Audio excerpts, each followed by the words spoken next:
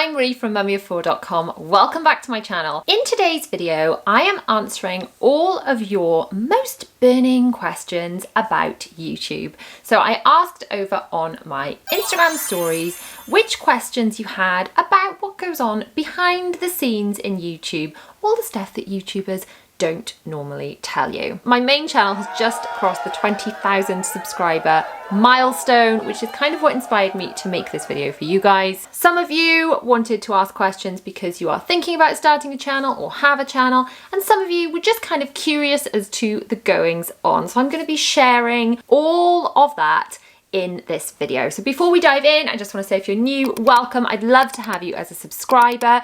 I share loads of vlogs, organization content, shop with me videos, haul videos, all that kind of thing. I hope you will love it. Now let's dive right in with some of your questions. First question, how did you get started? Now I have made other videos, specifically the reacting to my old videos video, which really explains my kind of whole journey. And that video was a little bit of an eye-opener. I didn't realize how much things had changed over the years. But in summary, I started my channel in 2017. I've got 4 children. I always had people asking, how do you manage with 4 children? What's the deal with cloth nappies? Which gadget did you use for this? Which product do you recommend for that? And I thought, right, I'll just pop it all into some videos. And then when anyone asks those questions, mostly friends and things, then I could just send them a link to that video and it's got all the information neatly packaged in there, just to save me repeating myself more than anything. And I kind of wanted to share all of the information that it had taken me 4 children to learn the hard way, all the little hacks and shortcuts that I picked up that I wish that someone had just shared with me in the first place. But then when I started in 2017, my youngest was only about 6 months old. And I very quickly realized that YouTube is A, really hard work, and B, really difficult to film when you've got a small baby shouting in the background. So I very quickly switched from YouTube. I kind of abandoned my channel back in 2017 in favor of my blog and Instagram. And my channel sat absolutely dormant until 2019 when I was doing lots of trips and things, sharing my experience in Instagram, and I could save things in Instagram highlights, but I had lots of people going back through my highlights to trips and places for advice on places we'd been. And I thought, you know what, I'm just going to put some more evergreen content on YouTube and I'm going to relaunch my channel. So we were actually in Chessington on the Gruffalo River ride, which I filmed on my phone. I did film a little video there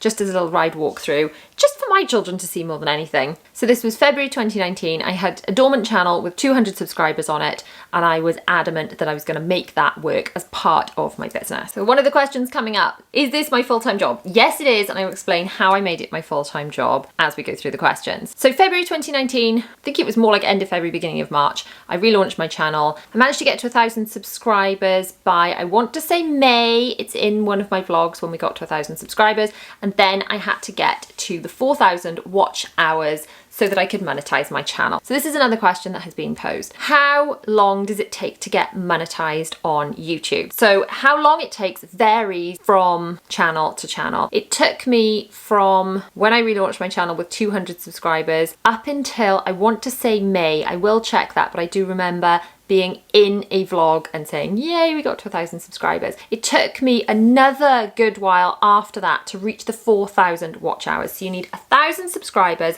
and 4,000 watch hours within a 12-month period. So it has to be a 12-month rolling period. Any watch time you accrued before that 12-month period doesn't count towards getting monetized. So at the time, this seemed like a massive milestone. Now my main channel gets more than that in watch time every week. But obviously getting that momentum at the beginning can be quite difficult. Now, incidentally, I recently started a second channel, which is Mummy of 4 Does Disney, mainly because I didn't want to spam up this main channel with all the Disney content, but we are going on some upcoming Disney trips and things, and I had a lot of stuff I wanted to talk about, so I started that off as a separate channel. Now that channel, because I know so much more now about YouTube and how it works, then that channel only took 3 weeks to get to 1,000 subscribers. So yes, it did help a little bit that I've got an existing platform, but to be honest, most of the traffic on that new channel is coming from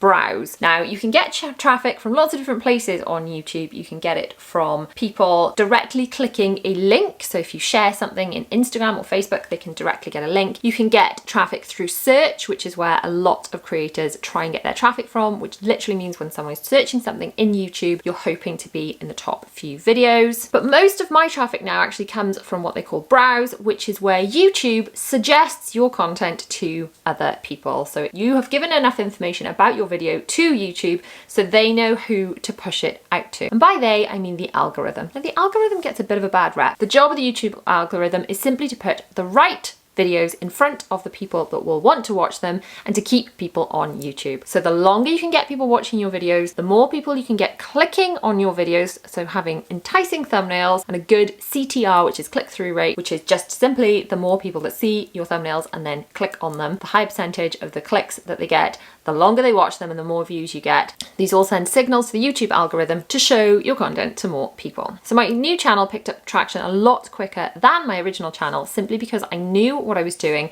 and it was a lot more niche. Next question, is YouTube your full-time job? Yes and no. So content creation is my full-time job, but YouTube is just one part of that puzzle. So as well as YouTube, I also have my Instagram profile where I do daily stories. Make sure you're following me over there on Instagram. That's also where I ask people things like questions for upcoming videos, for doing Q&As, if you want video topic, that kind of thing. That's kind of where I chat to people and ask them for input and feedback. So make sure you are following me over there. But obviously Instagram forms a part of my income. I'll talk about that a little bit more in a second. And also my blog.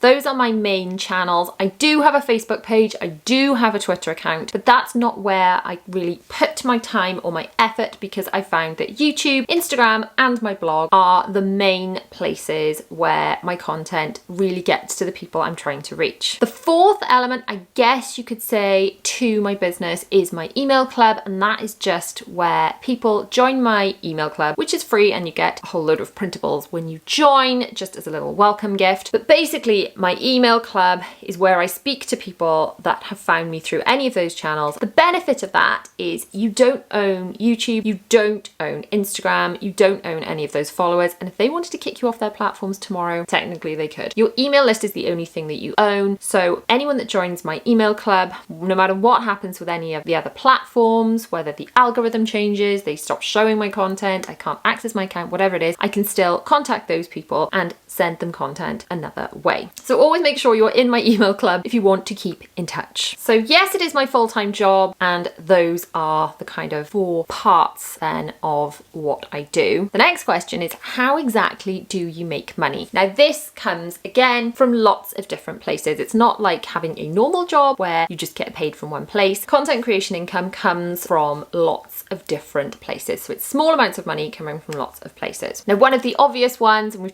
touched on this briefly, is getting monetized on YouTube, and that simply means the little ads that you see before the video starts, the little ads halfway through the videos, and at the end of the videos. The more people that watch and engage with those ads, then the more money YouTubers make from their YouTube ad revenue. With that being said, here's a quick ad. And we're back. Out of curiosity, did it show you an ad there? Did you skip it? Did you watch it? Not all ads are shown to all accounts. Did you know that? Also, not all ads are equal. Different times of the year, different videos will make more or less money. Different channels will have a higher amount of income from the same number of views. And different videos within a channel will make more or less money, even if they have varying amounts of views. So it's a very complicated system, but you do have to have the 1,000 subscribers and the 4,000 watch hours in order to monetize your videos. So that forms one part of my income. Another part is affiliate income. All that means is when I share something with an affiliate link, you as the customer don't pay any extra. In fact, sometimes I get sent codes, so you get a discount if you use my discount link and code. But then as a creator, I get a small amount of commission paid from the person that you have bought from. So it doesn't cost you anything extra. It comes from whoever I'm an affiliate for. I've joined affiliate schemes for loads of companies that I love and use anyway, and that way when I talk about their products in the videos, then I get a small commission if a purchase is made. And this is only the same as companies paying for advertising space anywhere else in the world, in magazines, on TV, or someone getting a commission for selling something in a normal job, I guess, a normal job. It's quite difficult, this not being a normal job, and not many people understanding that, but I will get to that in one of the upcoming questions. So another way that I earn money is from working with brands, and this is where brands approach me. Sometimes I approach them. I don't do that so much anymore, to be honest. Brands tend to get in touch with me and say, would you like to work on this campaign? They say what the campaign is. We discuss budget and terms and things like that. So if it's a product or service that I use or would use anyway, and I like and want to share with you guys, then I agree to enter into a contract with that brand. There's a lot of to-ing and fro-ing, deciding what's going into the brief, what's going into the contract, and then the content's created. Generally, the brand has to approve it first to make sure that everything said in the content is correct and aligns with the brand. Then once that gets shared, everything has to be marked as ad in order to comply with government standards and advertising regulations. Incidentally, you're supposed to mark everything as ad, whether you get paid for it or just given something. So if someone was to pay me £1 squillion to do something, then that would be classed as an ad. Or if someone was to give me a pen, then technically I would have to mark that as ad as well. So personally, I think that is a little bit misleading. And what I tend to do, especially over on Instagram, just because I feel it's clearer, I mark it as ad because I'm obliged to. But then if I've just been given something, then I would also add the gifted hashtag to that, because I think that's clearer. Like, I have been paid for this or I've just been given this and I'm choosing to talk about it. Then personally, I feel that that's a little bit clearer. I don't know what you think about that. I know some people who watch content online don't like ads at all. Some people even get really funny about them. But the reality of it is, this is my job and the job of lots of other people online too. And in order for it to be my job, I have to earn money from it, because otherwise I have to go and get a different job and I can't do this and bring you the content. So by supporting ads, using affiliate links, watching ads on YouTube, that kind of thing, it really helps to support your creators that you know and love. And this allows them to continue to bring you content and not have to stop doing it and go and get a different job. Which brings me to my next question,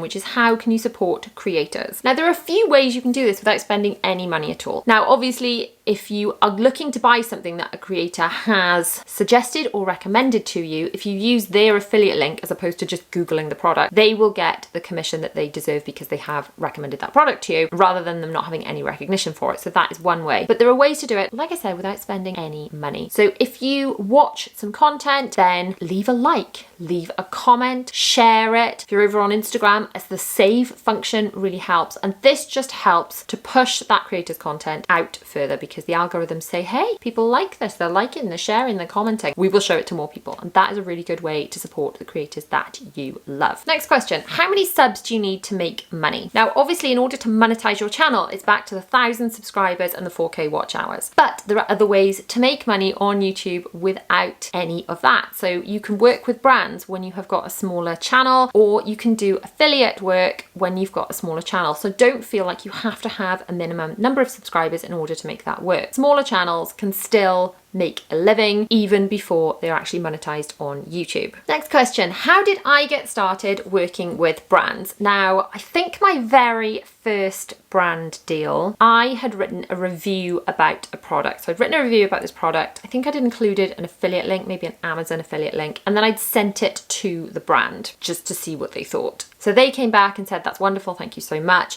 And then I said, would you like to work together? And they did. They went for it. They kind of took a chance on me, even though I was quite new to everything. But that is quite a good way into brand. I used to do a lot of pitching, and one of the things I actually used to do was pick up the phone and speak to people as opposed to just emailing. I know not a lot of people do this. It doesn't always work and it can be a little bit daunting, but I found that it was a way of making me stand out when I was actually pitching for things. I don't do much pitching anymore. Most of my brand work is incoming, and I've got to say probably 90 to 95% of the stuff that comes through into my inbox I don't take up. If it doesn't kind of align with my channel, if I don't think it's going to be helpful product for you guys, or if it's something I wouldn't use, I don't take those brand deals, because you guys are why I'm here. Your support is how I'm able to do this for my job. If I start just talking about any old rubbish that I don't believe in and is not going to be any good to you just because it pays me money, then you're not going to keep watching, are you? So I'm in this for the long game. I only want to share things with you that I would recommend to my best friends, because you guys are all like my friends